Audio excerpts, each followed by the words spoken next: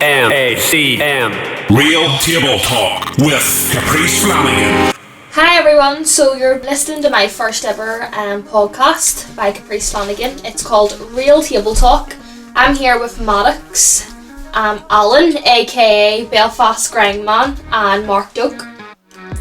So today we're just going to be really talking about life at the minute. COVID, guys, what do you think?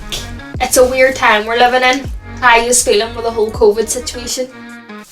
It's a bit odd, comparing to especially for people like myself. I like my nightlife and all the clubs and all, everything shut down, so it's just hard adapting to it. But it's just something you have to do, isn't it? Yeah, I feel like everyone's sort of down in the dumps as well. Oh, it's a lot of depression. Loads of people are just constantly in their house, especially when the lockdown was on. You know what I mean? It affects a lot of elderly people more, I think. It makes them more lonely. It doesn't really. The thing that affected me was the gym. No, totally. I feel the exact same. Like the loss of routine as well. My whole sleep routine was wrecked. I was going to sleep at 6 in the morning, telling you. Sitting up watching Breaking Bad flat out. I bet you Netflix made a lot of money. 100%. What were you going to say, Maddox? So all I've done is just sat in the house. Just sat in the house. Haven't been doing much So that would lead us perfectly on to talking about what the topic's going to be about tonight, mental health.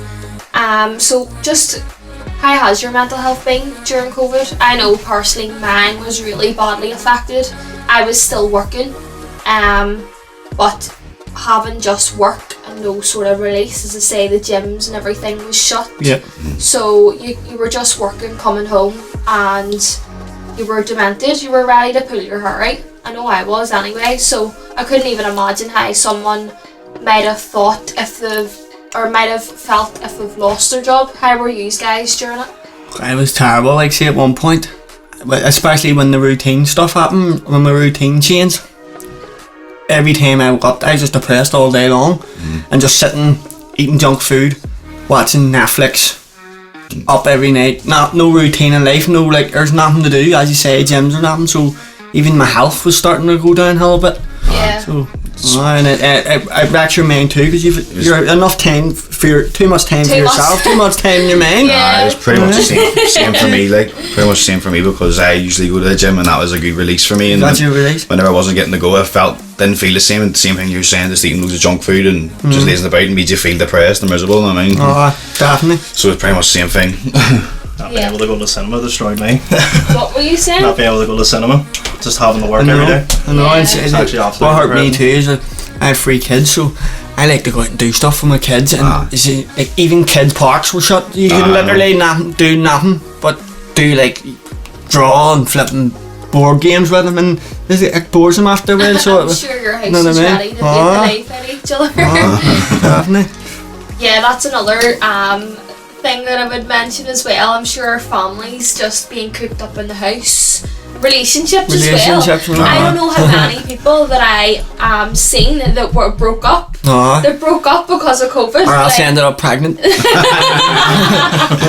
Yeah, there's gonna be a load of COVID babies. COVID babies. There's gonna be. We'll just call them the COVID-19s. Yeah, no, definitely. I've already seen a few people post about their good news of expecting, so there's definitely gonna be a baby boom. No, even with working out in the house, I tried to buy weights, and then I think I was working out in my room because with typical Northern Ireland weather, it was lashing out. And I was just so fed up. You were doing a couple of reps and then you were going and laying down. I was going to lie down in my bed and then you were going straight on your phone. So I feel like I'm glad I'm back in the gym now because... Too many distractions. Yes. That's what it is. That's exactly what it is. And then you can go down here and cook a big munch here, and then you end up just eating something instead. Yeah, and I feel like limited being space in that atmosphere in the gym as well sort of pushes the music and everyone else doing it gives you the motivation. It's the way you have to do is work out in the gym. But in the house I've got 2 wee kids, and there's no fitness. You have to go in there sleeping, especially at the time I was living in a 1-bedroom flat. So and you're trying to do your weights all quiet. There's no. You have your motivational music on. You're like, there's no chance. No music. Yeah. And what I'd also say is I'm gonna call it the toxic positivity on social media as well. I feel like there was a lot of people pretending to be super positive and super their productivity, like they were doing loads of things every day, and then you were sort of looking at like there's no way you feel that positive. There's no way, and then it almost made you feel bad. Because I don't know about you, but my Instagram, like the amount of videos it started to be like workout routines like at home, and I was sort of watching it like there's no way people are doing that, because I'm getting up and I'm just eating Chinese and using all my free calls, ringing them. No, so that would lead me, that's a good start off of talking about mental health, but I'll lead on to the next bullet point here I've got on my paper about our own first experiences of mental health. Does anyone want to share first? I don't mind going first. Mine was sort of like... Or do you want to go first? No, you go first, you go first. Mine was sort of like after losing my mum. So I was like 9. A couple of years after that, like the loss of her, like growing up as a kid, and I started like drinking, taking drugs and stuff. I sort of like blank that out. Because I like lived on the shore road, and then when my mum died, just moved to Shankill, changed to school and all, so all new. Everything was new to me, so it like sort of affected me. And then I started smoking grass and drinking and all. That's basically when I first started getting my mental health problems. Like. Pretty much the same thing. The same thing was the drugs too. I think that's the main factor in this country is the main thing that's causing it. Everyone's mental health. It as well. Like everyone you know does it, so then you do it for like normal. Fun to do, and then all your friends do it, so it's normal for you. You know what I mean? I feel like sometimes, so I don't know, I remember growing up and like looking back, I wasn't able to pinpoint that I had mental health. Like I felt that way at a young age, but I didn't know what, I couldn't sort of express it. So I feel like I bottled it up a lot until, because I would say, I know this sounds really bad, but I was a late bloomer. They experimented with drugs. There's a lot of people a late bloomer, and that's so bad saying that, because now you've got kids as young as 14, 15, and I know a lot of my friends, they experimented with their first drugs at 14, 15. That's why I was 13. So I was young, like I didn't first experience drugs until I was 18, and I can just remember thinking that it was amazing. The euphoric feeling. And then when the downside, it all went all downhill, and it probably made my mental health worse. Way worse, And then what happens is your mental health gets worse, and then people go, fuck it, I'm going to take a bit of gear or whatever they're taking to bring them up, because it's making them feel happy, even though when they're coming down it's going to hit them twice as hard. So they're having to pay for their happiness. When you shouldn't have to pay for your happiness. Another thing it does is my free friend group, only thing we had in common was drugs. Weed, and then but you had to notice whenever we didn't have it, we couldn't even like socialise. It was just became like that's all we could think about, and then then over money we'd all fell out, and then that puts paranoid thoughts in your head because you have people enemies, you know what I mean? And that's it, yeah. That's madness, you saying that, because I can relate to that as well. Like when you're going out and you are partying and you are taking drugs, you think these people, not that they're not your mates, because they're your mates for that period of your life, but then when you sort of look back and you've got a wee bit more of a clear head and you're older and you're not in that phase anymore, you realise they actually weren't mates. They weren't mates, and you probably never bother with them again. I have loads of people who I thought were my best mates in the world. I used to have like 10 people in my room at one point. It's just me. That was my friend's house. We all went to his house. Everybody always came to smoke weed in my house. The whole friend group split up into wee different fractions, and then, you know what I mean, it's mad. What about you? What was your first experience, Maddox? Mental health. Whenever my mum and dad sort of split up. Sort of after that, tried to get me to sort of talk to his wife. Didn't want to talk to her, so it sort of affected me after that really badly. Definitely. And then arguments with my sister and all, and that just escalated, and it hasn't been the same ever since. I can relate. I think a lot of it stems from childhood trauma. That's what happened with me. So I lost so much people. After I ended up living with my granny when my mum died for a while, because my cousin lived down there, so I used to like to stay with her because me and my cousin was me and her best friends. Then I lost her. Then I lost my granda, who I went to shop for every day, and like losing all these people. So I get to a point where my mental health's more I'm scared of losing things. So if I love something like someone, I don't want to lose them. I get really paranoid about losing like my dad or something.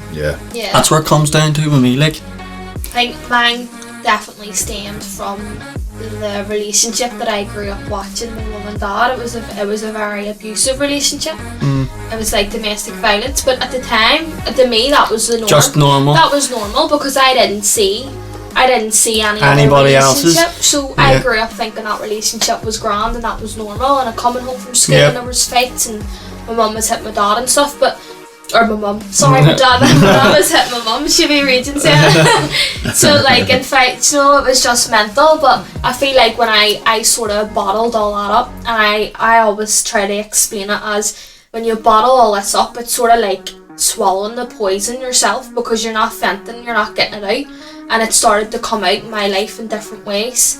And I think it really took a bad turn when I turned 18 and I came out of school and you didn't have a clue what you were going to do with your life. I think that's a big turning point as well. Like about 15 that happened to me. Yeah. You're expected to come out. I think like there's almost this pressure that like you need to go on, get A levels and go into get a degree, and if you don't do that then you're going to be a waster and you're not going to amount to nothing. So I had something really similar out there. I left school early because of paranoia, and then the way I felt, and then I had one friend who like just saw that I was just sitting smoke weed, and I felt comfortable now because he was in the same boat as me. And then eventually started hitting me, and I was just thinking about all these other people in school, what they're doing, they're doing successful things, and they're all enjoying their life properly the way it should be. And then I just maybe so I've been along with me having underlying mental health issues that there was playing in my head, so I was trying to strive to do other things, but it wasn't really working because I was thinking things I shouldn't have been thinking, really crazy thoughts like. But so definitely I was thinking about that. My school days were mad as fuck too. I'm probably the only person in this room that was able to go to school wearing a hat and a tracksuit. Serious? Because I smoked, and I smoked fags, and I told the school board I never used to go on the beat and used to come out. I told them I'm not going in unless I can smoke. You can't wear a uniform while you're smoking. I said, I won't wear my uniform. Most time when that you do. I swear to God. No, you would have been out. And I got put in alternatives and all where it was just in one classroom. That was terrible. Even doing one classroom, know what I mean? I just didn't like school. I was always late, and then I hated being late. So I just went on the beat. So I hated and you're an hour late, no opening the room, you're like, everyone's looking at you and you're like, no school bag and all, forgot my bag and everything. No, I was always late in school as well, but I was a wee bit of a bra snack and walked in with a sausage roll from a bakery and a milkman's orange, and then they were like, Caprice, why are you late? Let's slap in. But that in itself, I think, I don't know, that coming out as a young person, not really wanting to get up for school or like not being able to go to sleep at night. I had a lot of anxiety at night. I think that's why I didn't go to bed. Same. Yeah. I was the same, like I'm not going to lie, school gave me bad anxiety. Was there? I hated it. It was more teachers too. So it was. It's never my mental health. I wasn't that smart, you know what I mean? So I used to get like anxiety about I'm going to make an idiot out of myself here again today. I used to feel like that. Do you know what I mean? Being the last one done and all. How do you feel? Like, I know from myself, like, it was hard for me to come out and talk to you at the first time. I actually came out.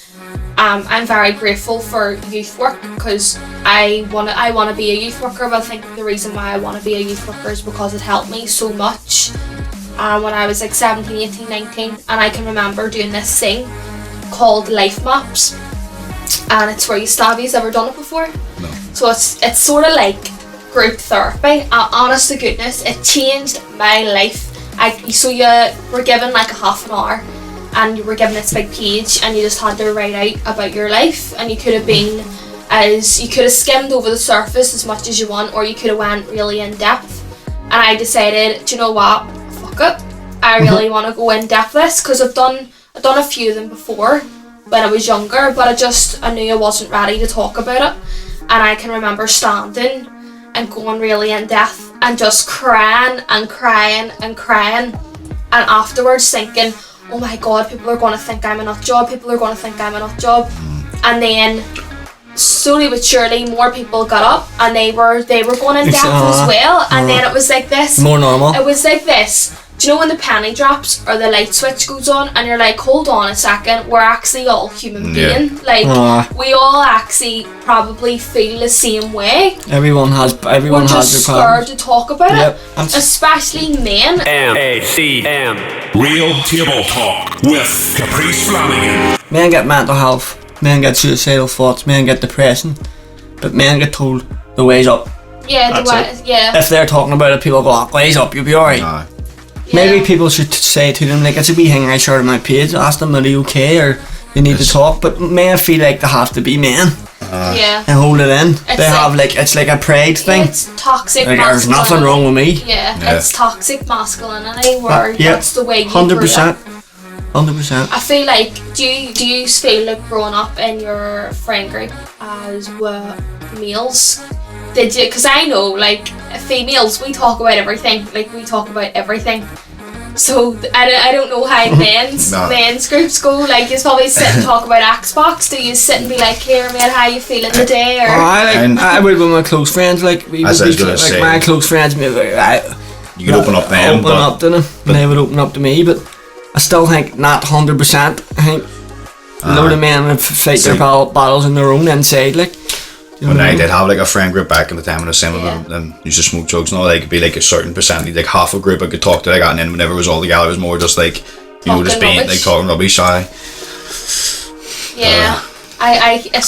love the sort of friends that you can just be like completely open and honest with, but I get what you're saying, because there's other friends that sort of they're not like that. They might feel uncomfortable when you open. I think they feel uncomfortable. Or some people don't know how to talk, and they're like, you tell them something really sad and they're like, they don't know what to say. You know what I mean? You've lost a family member and they're like, you get some people laugh in situations like that. Nervous laugh. Take it and just laugh.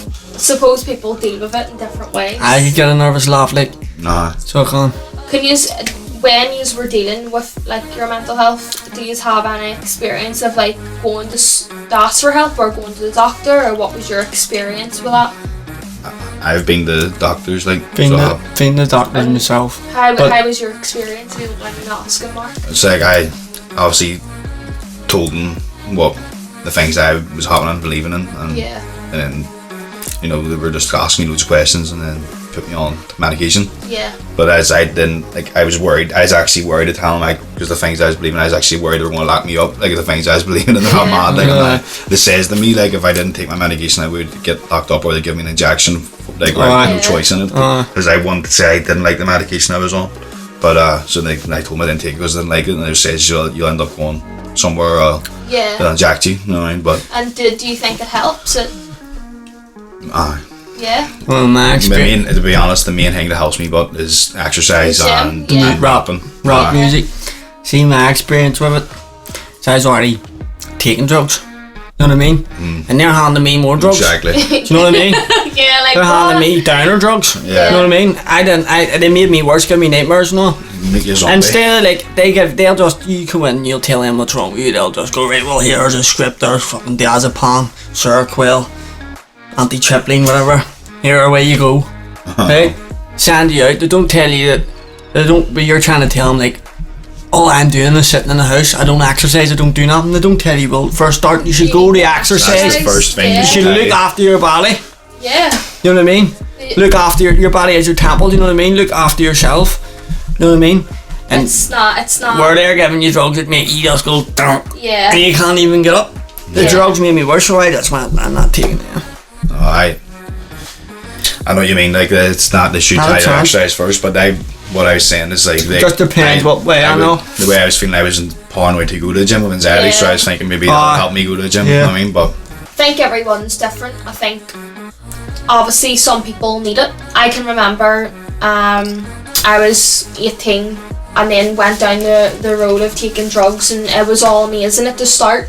But I was sort of convinced myself, like, no, I'm not going to be one of those people, because I go to work and I've got a good head on my shoulders, and I think everyone tells themselves that when they start taking drugs, and that they can control it. Like, it's not more people, loads of people would do that. Yeah, so I went down that route, and then it sort of, I think I was just doing it too much. Like, I was going to work full time, and then I was going out at the weekends, and then it was just a routine, and I started to develop panic attacks, and I was like, hold on, where's this coming from? It was the most scariest experience. Like, I couldn't even stand in the queue. Heart palpitations. At the local Spar without breaking out. Like, I had to run out. I was breaking out in tears. I couldn't get on public transport, and I can remember I actually didn't know what it was. I thought I was like fainting or something. No. So I went to the doctors, and they obviously done all the physical tests on me, and they came back all clear, and I was still having them. And I just remember the doctor phoned me. I was like, phoned the doctor and was like, I don't like, because I had to get out of work. I remember a day I took a really bad one in work, and I had to get let go early, and I phoned the doctor and was like, this is still happening to me. And they were like, well, we can't really do anything for you. We can give you some anxiety medication. And I thought to myself, I was like, what? I was like, I don't want to take this. Surely there's something we can do. But I can remember then leaving it, and it didn't get any better. And I started to do a bit of research myself, and I started realising, right, I'm gonna need to take a stop from the lifestyle that I was having. So I stopped going out at the weekend, stopped doing the drugs that I was doing, and started to do yoga. I know it sounds, I'm not a hippie, but like yoga helps. It is supposed to be really amazing. Yeah, it is. What do you call the other one? Tai Chi? Yeah. Tai Chi. Started doing yoga and going to the gym, and realised it slowly but surely started to get better. But I can remember then going to the doctors, and it wasn't completely over, and then I just thought to myself, I need to take a break. I need to actually not be too proud, and ask the doctor, like, I need time off work. Yes. That was the first time I put a sick line in for 2 weeks for anxiety, and it was like those 2 weeks I really needed it. And I just realised you shouldn't feel ashamed to say, hold on a second, hold on, I need help, take the break on your life. Just put the brakes on and say, I need to like sit with myself and refuel. And like look out for me and not worry about what other people are doing or what they're gonna think. And that was I think that was like the major turning point where I was like, right, I'm not gonna burn the candle at two ends. I need to really look after my body. I need to look out for me. And I can remember going back to the doctors, and it was when I got the sick line for 2 weeks. I think it actually depends on the doctor you get as well. And the doctor I got, she was a young doctor, only new to the surgery, and she had spoke to me, and I said, look, I'm going to yoga, I'm going to the gym, and like, I know you can only offer me medication. And she was like, no, I can offer you to go to cognitive therapy, like behaviour therapy if you need it. And I was like, hold on, the other doctor didn't offer me that, you know. So it's like, yeah, we can offer that as well. And I was like, so it just depends on the doctor again, I suppose. What about you, Maddox? Me? My mental health got really bad last year when I was in work. Yeah. I'd say I had to take 4 weeks out of work due to the anxiety. And what did like it all stem from, do you think? Stem from basic work itself, just stressed out, constantly working, always getting up early, you know, and having to come in. 12-hour shifts? No, it was 8-hour shifts I was doing, but... And did you like the people you were working with? Well, at the time it was like sort of stressful with some of the people I was working with, but then started getting used to them over time. But I actually went to therapy and all to get sort of a headset. Yeah. And did that help a lot, or? It did, yeah. It helped a lot, and my doctor ended up prescribing me antidepressants and stuff like that. Still on them as well till this day. Yeah. Well, I think if it's something that you need to use, then there's a stigma around talking about it as well. Like some people use prescription to help them with their, I don't know if they've got a skin allergy or whatever. It should be as normal as going to your chemist and asking that. Getting paracetamol, but it's just against it. There's people who's going to the doctors and they're saying, my head's away, I'm hearing voices and all, and the doctors are going, are you taking drugs? Yeah. And they're going, no. But really these people are taking drugs, and then they're getting handed medication, and then they're out in the weekend taking drugs, and they're taking their medication to go to sleep and all, and that racks their brain even more. Then the drugs are never going to work. Yeah. Because you need that, they won't work for you straight away. Antidepressants take weeks and all. They took me 3 different tablets before it'll work, and you can't like chop and take them whenever you want. Or it'll rack you and feel all groggy and all. You need to constantly take them. Yeah. So we'll see if you have a good question. If your younger self, and you could tell yourself one thing when you were young, or sorry, if you looking back to your younger self, being older now and wiser, hopefully, what would you tell? What would you tell your younger self growing up in general, and how to deal with mental health? Stop smoking dope. Straight away, stop smoking dope. Smoking lungs aren't cool. And stop smoking fags and stick at boxing. Aye, pretty much all those things the same way. I'd say, don't mind, just stop. Don't do drugs. It's not as good as you think. You will end up ruining your life. And stick at the school. try to find something productive. I mean, just stick at the. It's like when me, I was always in the boxing. I used to train down Midland, down Tigers Bay. So I was always in the boxing, and then I started smoking fags. Yeah. And then I started smoking dope, and then you were going, fuck that, I'm not going down there fucking skipping rope all night and fucking punch bag. I'm away up the park to smoke lungs and drink cider. Same. Thinking you're cool. And you don't know, like, from a young age doing them sort of things, that's bad for your health, like. Your brain has it for you. Bad for your brain, you're not even. You're doing about 12, 13, I mean. What would you say, Maddox? What would you say? Well, I never really dabbled in the drugs except for weed, that was it. Yeah. But the only thing I would tell myself is stay in school. Stay in school. That's another one. Stay in school. Stop on the beat, you idiot. I would probably say to myself. I would probably say, don't be afraid to be yourself. Don't be afraid to be yourself. And it's okay if you can walk into. It's better if you can walk into the room and be okay with people not liking you. I think that's a big thing, because then you won't feel pressured to do what everyone else around you is doing. I wouldn't take back my experience with drugs, because I think it's made me the person that I am. But I would also say that it's not as amazing as it's made out. It's sort of just an escapism. And when you take yourself out of the scene, like if you've ever went out on a night out and you've decided to stay sober and you're around everyone who's not, that would really that would put it into perspective. It's just an escapism. Yep. Because you think you're having this amazing night when really you're sober. You're looking at it. It's like people who take drugs, 90% of them are unhappy when they're not on them. Yeah. That's why they're taking them, for an escape. It's like they're always down, so it's coming and they're like, say you're working and it's getting to Thursday and you're like, fuck, Friday night, tomorrow night, been working all week, I deserve this. Know what I mean? Boom, go out, do whatever you're doing, and then you're down all weekend and going into work on the Monday groggy, feeling terrible, and then it just catches up on you. That's not good. You were saying about being yourself. I mean, don't be afraid to be yourself. That's like tang doing you think, like when I was talking about when I was in school in my friend group, we had a thing common, weed, but also like we were all like we misfits. Do you know what I mean? We did get social anxiety like in public and school, so I'd be able to get along with everybody, but like I'd have my wee friend group, I'd just be myself around more, and then that's what we had that in common. Do you know what I mean? But like you're saying, you should not be afraid to be yourself, because that sort of pushed us to just sort of take drugs as well. You know what I mean? Yeah. It's because it just didn't feel. You're always pretending to be something you're not when you're a kid too, when you're taking drugs and all. Like my first time smoking a fag wasn't because I wanted to, it was because the person next to me's doing it and I'm going, I'm a madman, I smoke. I smoke fags now, you know what I mean? Smoking fagers. Fucking idiot. I think it's only natural. It actually took me, I spent a bit of time travelling, and I went and lived in Australia for a while and done a bit of travelling in Southeast Asia as well, and it took me to go by myself.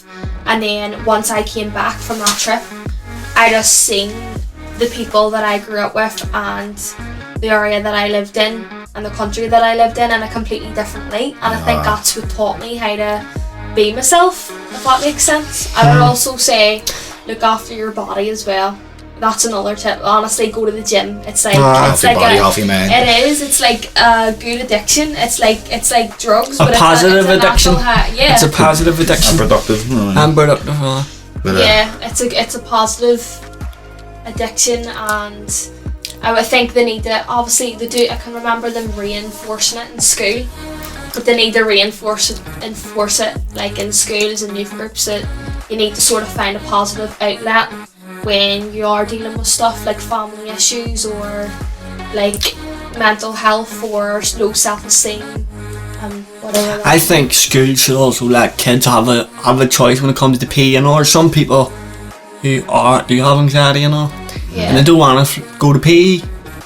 People who's overweight and stuff, don't want to go to PE and run about, and I think it's fair and being pushed on them, because that can cause people to have problems, like, you know what I mean? There's a lot of nasty people in the world in school and all too. NACN Real Table Talk with Caprice Flanagan. I didn't get to do music because I wasn't in the right, I wasn't in the right class, and like now all I do is music.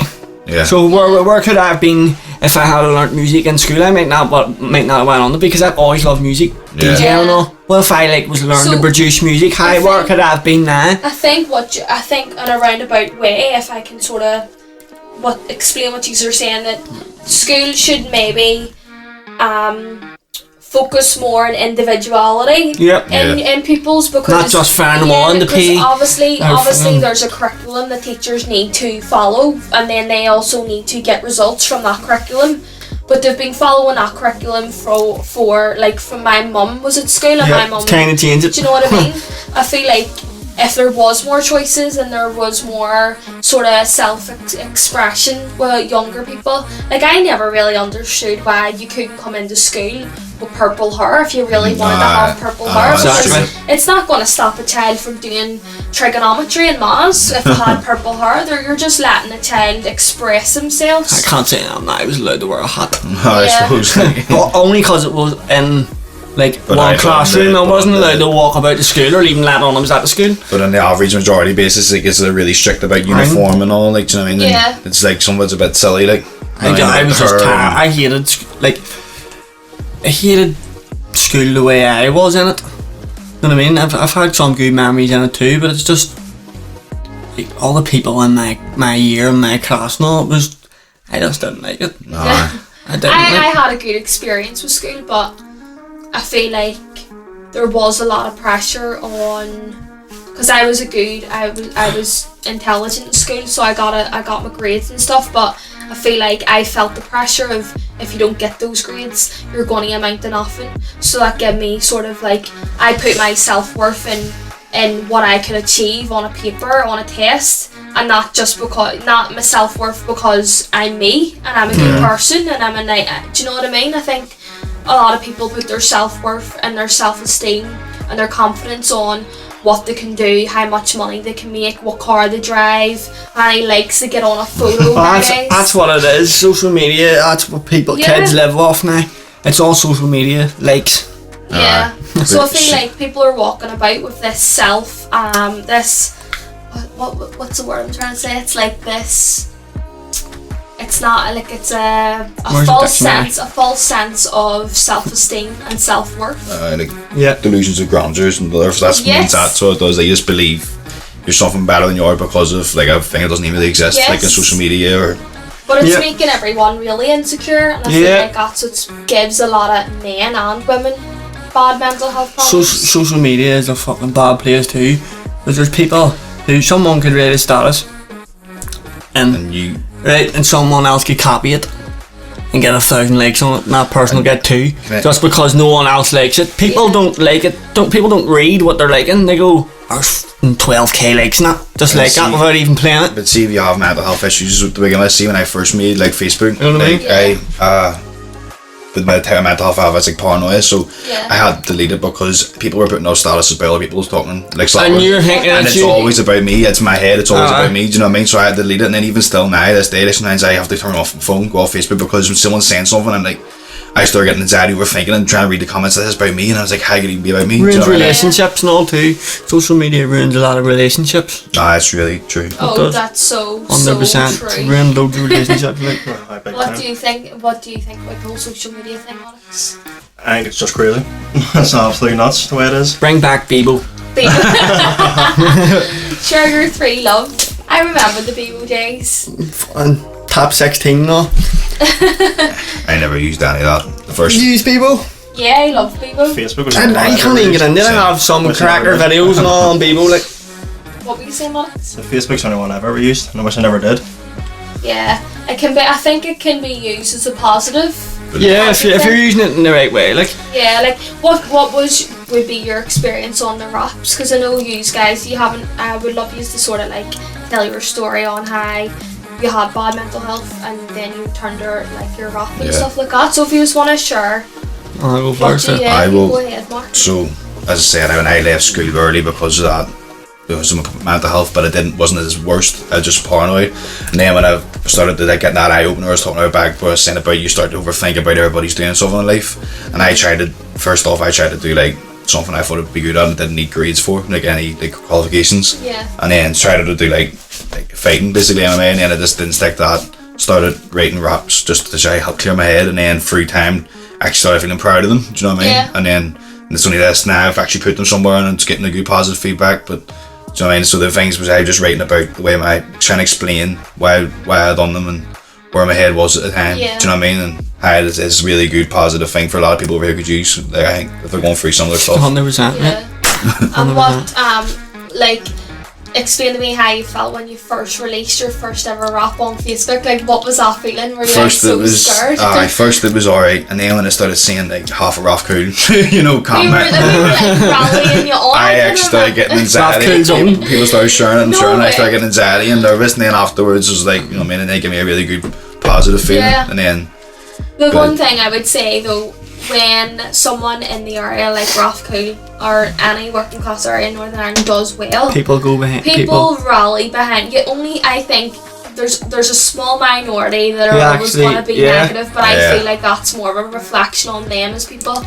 But when I first seen your rap, I was like, oh my god, that is fucking class. Like, and everyone was sharing and commenting, and I was like, he used to live down the street from me. I know, because I didn't expect, like, I thought of any when I used to first write raps, I was thinking, no, I'm never worried about worrying about trying to please or like appeal to people around here. I was thinking I'll just try to, hopefully someone will like it somewhere. And then when I first put up on all the people from Rathcoole that started liking it, I was really surprised, you know what I mean? And then, but it's still really nerve-wracking as well, do you know what I mean? Yeah, it must be putting a piece of art out there and then like having it open for criticism. But it is, criticism's terrible. It can put a lot of people off. You just have to know how to deal with critics. You have to just accept you want to get it no matter what. There's always critics. There's always people out there who, if you're doing amazing in something, there's always going to be someone who doesn't like it. No, there's going to be somebody who just generally doesn't like it, and that's their opinion, and you're like Bugsy Malone was releasing a song last week, and it was like trending the release, like it was pending. Yeah. And you can already like it, none like it, and there was unlikes on it, and haven't even heard the song yet. So there's people who just don't just there for the sake of it. Just negative people. Negative Nancy's. What about you? What was your experience, Alan? Like why? With rapping, and how did you start? How did you get into it? I got into it when I was a kid. I used to dye my hair blonde and all when I was a kid. It was Eminem. But when I got older, I started listening to Biggie Smalls and Tupac and all. I liked better flows. Didn't really listen to Eminem as much. No. Listened to Biggie Smalls, Tupac, chilling out with my mates. But I liked Tupac because the stuff he says was relatable. Yeah. And I liked that he made himself a platform and used his music and channeled it through the things that were positive for his communities, you know. So when I started doing it at the start, I was in house parties and all, rapping and all, doing me freestyles. People going, you're a classmate, post. And I started posting freestyles, just me freestyles, copy ones. And then I just thought to myself, I may as well use this here and be positive with it. If I'm getting loads of views, I may as well get the views in the right way. I may as well help. May as well spread a message and get as much help out there as possible. You know what I mean? And here you are. Is that just where it's taking you today, or are you wanting to is it just something that you do? I wanna I don't think I'd ever like to be famous and all. I don't think like that. But I would like to do gigs, just as my job. So at the weekend, if you have 2 gigs, that's your job. And you enjoy it, and I enjoy doing it. And there's nothing but writing music for me is my escape. Yeah. It used to be drugs, but now writing music, whatever's in my head, I'll write it. Yeah. And it's class that you can turn something into a rap, all rhymes and it all connects and over a beat. And it's just amazing. It's just so creative. You get a good satisfaction. It's just creative. Even poetry. I've always read poetry. In school, no, say going back to what we're talking about school. I would have loved English. Yeah. Because you can write essays, because I have a big imagination. Were you guys good at English? Because I can imagine, were you? Yeah, so it must have all... I'm not good at spelling, I'm daft at that, but people in my class ask me to spell stuff 24/7, so... I can't spell, but if you want to write an essay, or write a story, I can tell, I'm a good storyteller with my music and all too, even with that.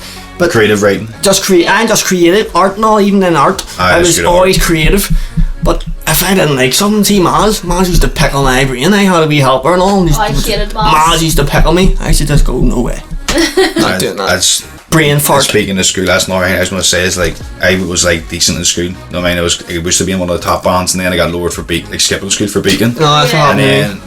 And then because I was off so much, I started losing track of what was going on in the class, and then Do you know what I mean? I'd be copying people, and then eventually it's like, you knew you wasn't gonna have a clue, and it was getting later the stages of life where you knew it was getting more serious, and I just tried to blank it out by smoking weed or something, and then it actually was like the biggest mistake I could have done, you know what I mean? But it just felt like same thing, you're on like anxiety, like nervous, you don't know, you want to look stupid.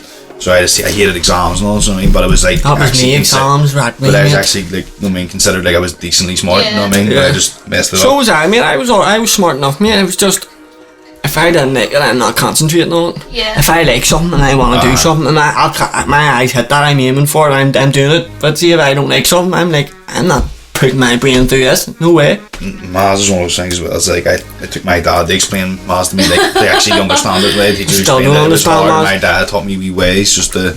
And it got better from it. See nowadays, you got your phone anyway. Calculator out. We're all made lazy now.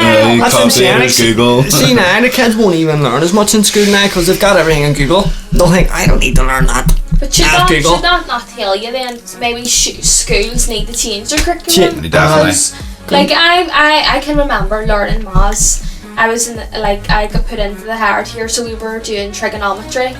Which is don't even know what that word means. So it's like a squared plus b squared equals c squared. My maths teacher would be so proud of me if he knew I remembered that. Mine would be so disappointed. I remember just sitting there thinking, like, when am I ever going to use this in life? Never. I've never ever used it once. So you need basic maths, but things like trigonometry and algebra, you probably wouldn't really need unless stuff like. you want to be like an electrician or something. What's all that? What's algebra mean? It's like you know what I mean, numbers and letters. You're using letters like some. I couldn't explain it. I know it's to do with numbers and letters anyway. Do you know what I mean? Do you know what I mean? Like seem like you're so like where the number is in the alphabet, that's the number of it. It's literally so it's like numbers. The letter is like the fourth number in it.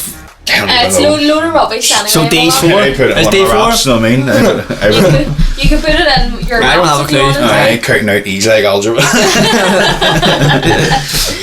So guys, finishing off, what would you say about your areas? What it needs for mental health, or what do you feel that your area is lacking? I've said this, and a few people from the state have said this. Rathcoole would really do well with like an MMA gym or a boxing gym. So I think there's a lot of lads from Rathcoole would love that, you know what I mean? And it would be get them off flipping, taking drugs. I think that'd be one of the best things for Rathcoole. Like Shankill has all sorts of boxing gyms and gyms, and it's the main problem is youth taking drugs. Yeah, they don't want to go. There's youth centres there. They need to come to NACN and learn music. You know what I mean? Yeah, I think with the Belfast Grimemen, I think I'm actually doing a wee class, aren't we, David? With rappers, bringing 6 rappers in, teaching them how to write lyrics, and at the end of it, they can have their own song. It's done in the studio, you know. That's amazing. Got a couple of people, and it's a little one to tax my page. Help Emmons. You know what I mean? I feel like it goes with saying that you can bring a horse to the water, but you can't make it drink it. So I think a lot of the young people now would, and myself included, going through it. Like no one could have really sat down and told me. Like you sort of, it's one of those things. Like, you need to sort of go through it, the experience, and then look back. But unfortunately, some people aren't able to go through it because they end up taking the wrong thing or dying. But the thing is, people like over here, people make drugs out to be class. Yeah. So we may like 14 and all go, they hear their bigger brother or cousin talking about it, and they're only 17. Yeah. And they're hearing this one who's 21 talking about it, and it's just like, and everybody wants to be like the big ones. Yep. Yeah. Everybody wants to smoke, no, because the big ones do it. The big ones need to lock down and go, drugs are bad. And then if you've got like people who are like, no, like family or close to you, it's around you like 24/7. Yeah, I think when I speak to my older brothers and sisters, it definitely wasn't as in your face now. I think, do you ever remember being in school and like the policeman coming in and talking about, oh yeah, drugs are bad, don't do drugs, you'll die, one of those ones. That makes kids over here want to take drugs because people don't like the police. I can remember like when you turn 18, drugs are everywhere. Like if you go to uni, they're everywhere. If you go into a bathroom in Thompson's or a bathroom in any nightclub, people are taking coke. Definitely. It's almost became the norm thing to do. So I think there needs to be maybe more community groups, like youth groups or the NACN, the D runs. I think it's amazing. It gives young people an outlet. It gives people the chance to learn the guitar or learn the drums or do what we're doing, a podcast or radio presenting things, opportunities that I wasn't given when I was that age. You know? That was one of the main things why I like rapping, because I wanted to make it more normal for over here. But see, before I done it, like loads of people were probably doing it behind closed doors, but like people would have went rapping and all, blown. You're from over here, you can't rap. But see now, over here, it's like, how big is it getting, Mark? The rap scene over here, there's a lot of people coming out and doing it, and it's giving them confidence. Yeah. Do you know what I mean? Because there's the more people do it. Used to be just known for like, at most rap you heard was just like a gimmick, a joke, you know what I mean? Like West Belfast rap, and so if you rapped, you got people messing about, we rapper and all, where I just don't care what people think. Oh no, I mean, fair plays, you definitely have give a lot of people the courage to go do it. And that's what I think more people need to do, because that's what's wrong with loads of people with their mental health too. They want to do things with their life, but they're scared to do it. Like what you said earlier, they're not scared. They're scared to be themselves. If you want to do something, do it. There's a stigma in Northern Ireland, and I'll say it's in Northern Ireland because I've obviously had the experience of living elsewhere, and it's the experience. I think it's just because it's such a small knit community. And we're like 10 years behind England. We're like 10 years behind England and 10 years behind places like America and stuff like that. So when someone comes out and they do something different, they get ridiculed for it. They get criticized until it's normalised. Until they get a bit of a backing, and they're like, all right, and then I like him too. And then people copy. Yes, exactly. It's like sheep. Oh, that's exactly what it's like. People just jump on things. Like people follow him because the majority of people follow him. They don't even listen to his music, but they follow him. That's just like again with the drugs. But I was just going to say quickly about the drugs again. I mean, we were talking about growing up and all is like you were saying, Maddox, about social media. Even like about most movies you watch nowadays, they glamorise drugs. And that's why kids love it, because like Netflix. Like, you know what I mean? It's like all of comedy. It's all about drugs, and it makes it. I mean, makes it look brilliant. Do you know what I mean? And all the films about it, so all the series is like like Power, El Chapo, everything, all the way. That just glamorising it. Narcos and all that. All sorts. NACN. Real Table Talk with Caprice Flanagan.